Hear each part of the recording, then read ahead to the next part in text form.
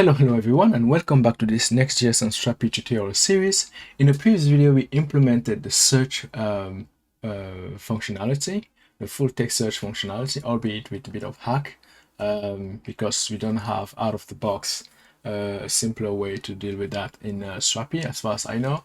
Okay, so now our attention, if I go back to the final application that we're going to build, our attention is now on getting the skills upon the initial load of the application. As you see here, when we load the app for the first time, we not only fetch the jobs, okay, but we also get a list of tags, okay. So what we want to do is to implement the function to fetch those tags, and it should be very easy. We should know how to do that by now. So I'm going to go here to the code.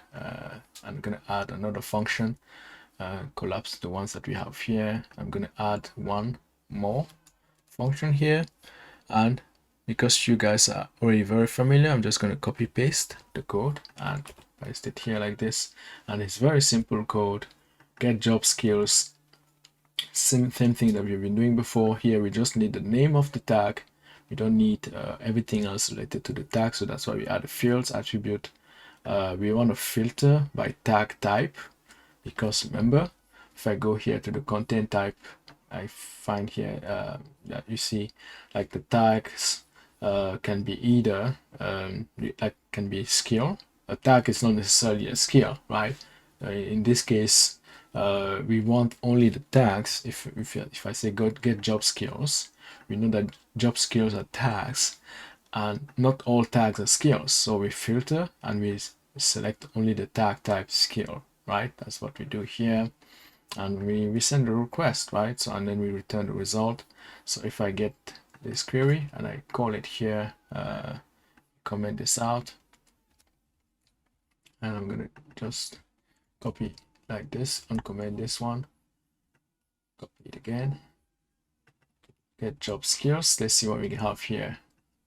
Should be returning all the tags. Exactly, we have all the tags that are in the database, all 9 of them here, and that's it, right? So very simple function. You should already know how to do that. Very simple. So in the next videos, we're gonna see now, so far, as you see, we have been working with this test Strapi endpoint, basically to test, like the name suggests, that all our endpoints are working well. But all these functions that we have been working on and building so far, either like get the companies, get company slogs, get company by slog, get jobs, search jobs, all of these functions, ultimately they're not going to be used here, right? They're going to be used in our pages, in our Next.js pages, right? That's where we need them, right? But before we can actually use them, well, let's try it before I even tell you what's going wrong. Well, they need to be they need to have, like, first of all, we need to make sure that we have an index function to consume them, okay? So far the index function is still the boilerplate, but beyond that, we need to make sure that our job data match a specific pattern. Basically, if I go again and I try to, let's say, uncomment this and get this one here like this, and I get a job by slog, let me uncomment this one here, okay, and I refresh here. Let me go back where we were. Let me refresh what we have here. You see that, I mean, this attributes thing is very Strapi related, right? So it's clearly something that is Strapi, relevant to Strapi only. This is an attribute added by Strapi. And remember, one of our core implementation guidelines is that our React components or our Next.js pages components should not be aware of the fact that we are using either Strapi or Contentful or whatever else. Well, actually, they should be completely agnostic of that, right? So we need a way to parse the jobs that are returned and make sure that we only get the things that are relevant for the component. So if I look at here, job, the way we consume this, you see we have job, title, so you can see job, title, job date posted, job company.city, job remote okay, job skills, and so on and so forth. So it's very clean the way we are consuming the data. Job application link. So we don't need all these attributes and separate the ID, like we need to make sure that this is parsed nicely.